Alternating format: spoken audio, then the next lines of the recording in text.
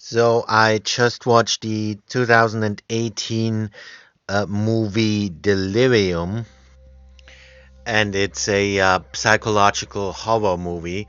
And of course, when I say that it's a psychological horror movie, a lot of people will say, "Oh, well, I've already watched all psychological horror movies, and I know what they're about, and I am gonna see right through it." And yeah, it's exactly that kind of crowd that is the target group of this movie, because the movie makers know that people who like to watch psychological horror movies have probably already watched a bunch of psychological horror movies. So, that makes it a bit difficult to come up with something fresh, but it also gives them an advantage because since they're assuming you already know a lot of famous psychological horror movies, it makes it easy for them to lead you astray. And they're really good at it. It really works, and they really manage to lead you astray, especially if you know a lot of the famous psychological horror movies. Now, the downside is, of course, that this leading astray of the audience works so well that almost no one ends up getting the movie, and no one can really figure out what this movie is about. And so it gets horrible reviews and has a really low rating on IMDb. They really know every psychological horror movie trope, and it's all in there, but it's all in there to confuse you, and they confuse the heck out of you. So in that way, they actually make you kind of, they really succeed in bringing the atmosphere across in that way, because you end up feeling, like the protagonist, you end up feeling totally lost and, not knowing what is real and what isn't. And because of that, some people, even simply have the theory that, there is nothing hidden in that movie, and that we just have to take everything at face value, and therefore they think it's a pretty boring movie.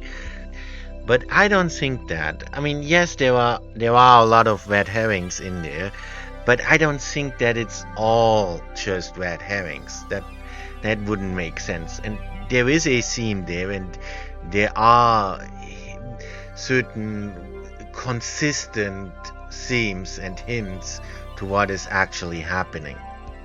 But it's really difficult to figure out. So I don't think anyone has really figured it out yet. I haven't seen any review or anyone, any critic, really analyzing the movie and really, well, yes, some have tried analyzing it, but no one has really been able to really explain the symbolism aside from the red herrings. But trust me, there is one. So let's try to figure it out. So, of course, since this is really, an analysis of the movie and an explanation, at least an attempt at explaining the symbolism, from now on, there will be spoilers. But since it's really difficult to figure out, we kind of have to do it like a detective. And who's the most famous detective? It's Sherlock Holmes. And Sherlock Holmes said, once you have eliminated the impossible, whatever remains, however improbable, must be the truth. So we have to start by eliminating the impossible. So we know that his brother can't be real because his probation officer tells him that his brother has already died in prison. And right after she says that, his brother comes out of hiding and stabs her. It's like the movie is mocking us, is toying with us.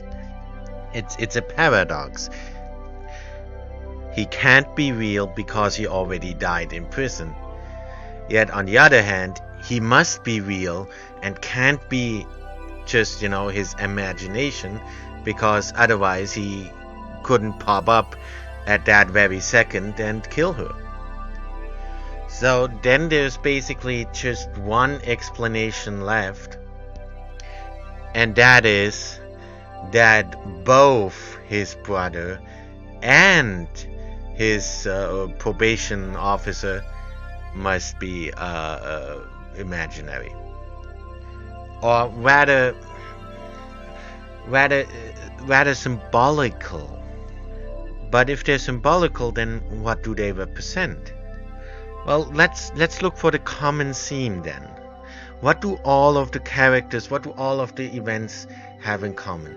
The entire movie, except for the very beginning and for the very end, but like 99.9% of the movie revolves around the house and around the characters that come to the house.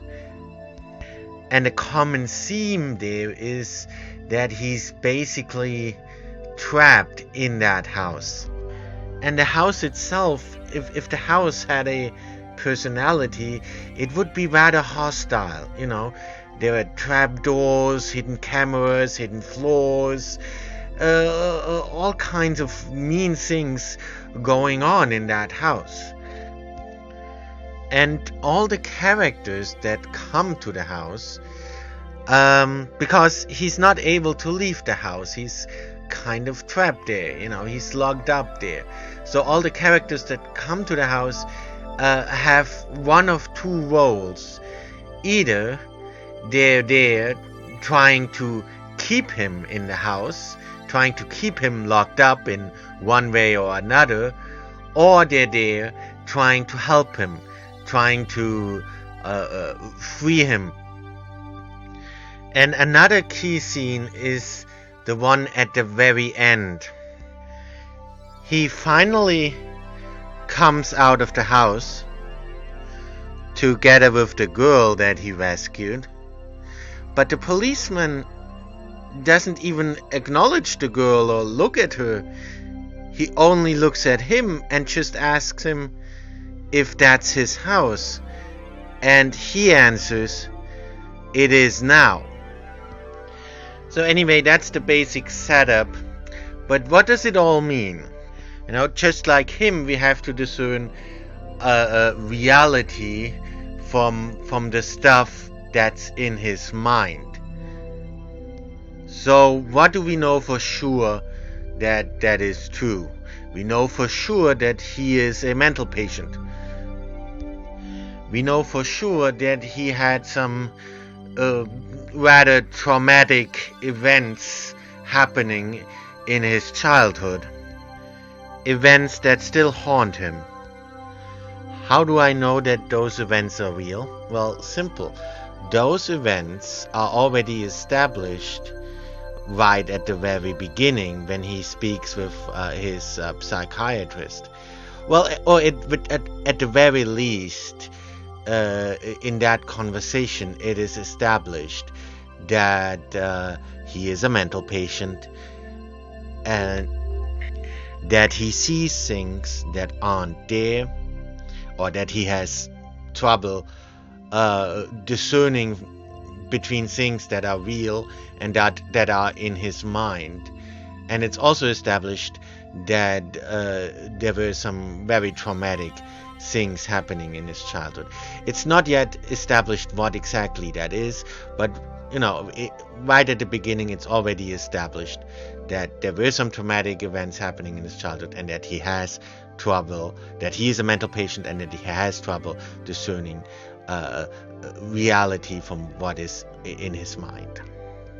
And we know that those things must be reliable because they happen before he enters the house, because it's only after he enters the house that things start to go crazy, that reality and his mind start to mix. Before that, that's not the case. So what does that mean? What does the house represent then? The house represents his mind. And that's why everything that's happening in the house can't be taken at face value, because it's not a house, it's the mind of a mentally unstable person. So then what's in the mind of such a person? Well, his mind is inhabited by all the things from the past that haunt him. All the things that preoccupy his mind. And he himself is not in control of his mind, but those things are. That's why the seemingly simple statement at the end, with the cop asking him who he is and whose house that is, or if that is his house, it's such a simple question and such a simple answer, but that's why it's so significant. Because by answering who he is, he demonstrates that he now knows who he is. And by stating that this is now his house, he's stating that his mind now actually belongs to him, because that wasn't the case at the beginning. And especially at the beginning, there were a couple of scenes, and that's also why I said that the house almost has a personality of its own, because there were a couple of scenes at the beginning where the house, or at least it seems like the house, is actually trying to trap him. For example, the scenes where the control unit for the pool floor malfunctions and he almost drowns. There were a couple of scenes like that, or similar instances where it seems like the house is trapping him. The house is trying to hurt him. Is out to get him. Meaning that he's being trapped in his own mind, and by his own mind, and in his own mind. And just like his mind, the house is occupied with all the terrible things that occupy his mind, the terrible things from the past. And each character that walks into the house walks into his mind, occupies his mind, represents a certain aspect of that. None of these characters are coincidental. Each of those characters, none of them are new. None of them are new characters. Even if it seems like, oh, he met them for the first time, all of them actually represent or have a counterpart in his mind, or are based on a traumatic event. So with his brother, it's obvious. And it's obvious that his brother must be in his mind, because we are told that his brother is already dead. But nevertheless, he's still in the house, because all the terrible events relating to his brother occupy his mind. So naturally, his brother will occupy his house, since that's what it represents. But what about the girl from the grocery store then? She can't be from his childhood. He never met her before. Or did he? Well, a lot of people were making fun of the scene where both him and the girl, I say girl, but in that version she's grown up more or less. But so you have those two grown-up people sitting in the kitchen or whatnot, and drinking that juice out of straws, for children, and they're kind of behaving like children. And a lot of A lot of people were making fun of that scene, but that scene is actually really important because it gives us a clue as to who she is. She's the girl from his childhood. She's the girl that as a child he had a crush on, and that his brother ended up killing. That's her. How do I know that? Well, simple, because his brother does it again, or at least he tries it again. And that's also pretty much the climax of the movie. His brother does the exact same thing again. The traumatic events from his childhood repeat exactly the same.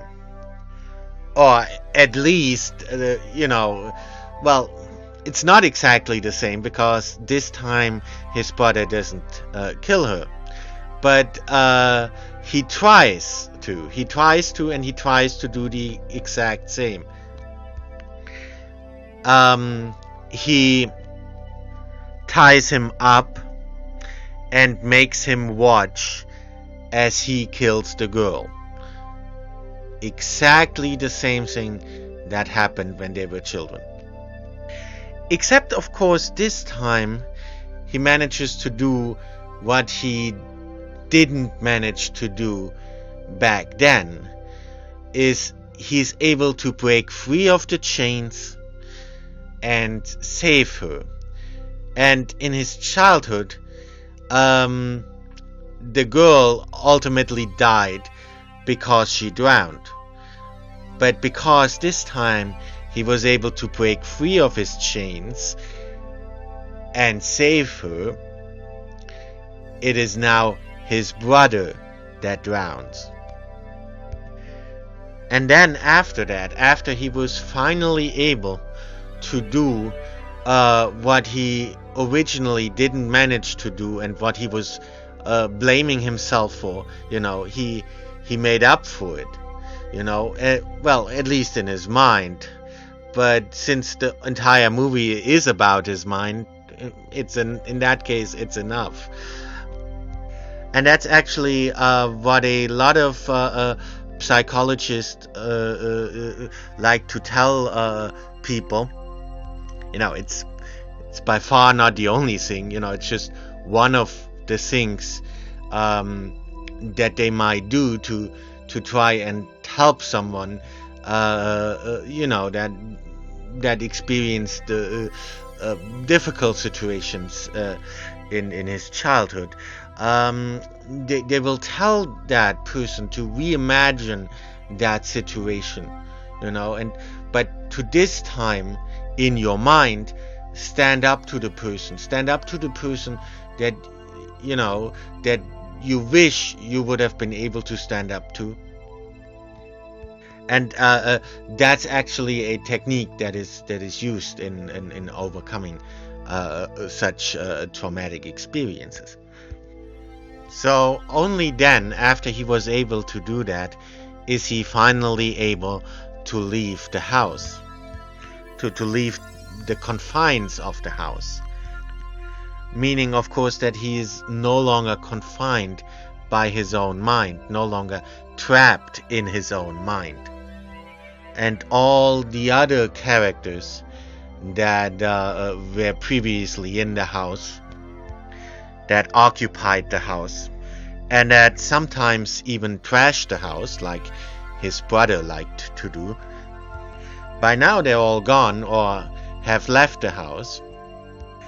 The girl was the last one left, and she leaves the house together with him. And that's why at the end he's finally able to say who he is and that his mind belongs to him now, as it's no longer occupied by those other characters. He no longer lives in the past. He no longer blames himself for what happened in the past. And in addition to being represented by the characters, that's also represented by the flashbacks from the home video. Throughout the entire movie, we see scenes from his childhood, uh, uh, um, from the home videos that his father used to make, and he constantly watches those. But then after he made it, uh, the last home video flashback we see is his mother telling his father to turn off the camera. Again, reinforcing the idea that he is now no longer living in the past. And if you listen careful to the lyrics of the song that play during that, you will realize that the song is also reinforcing the idea of something having occupied his mind, quite literally in that case.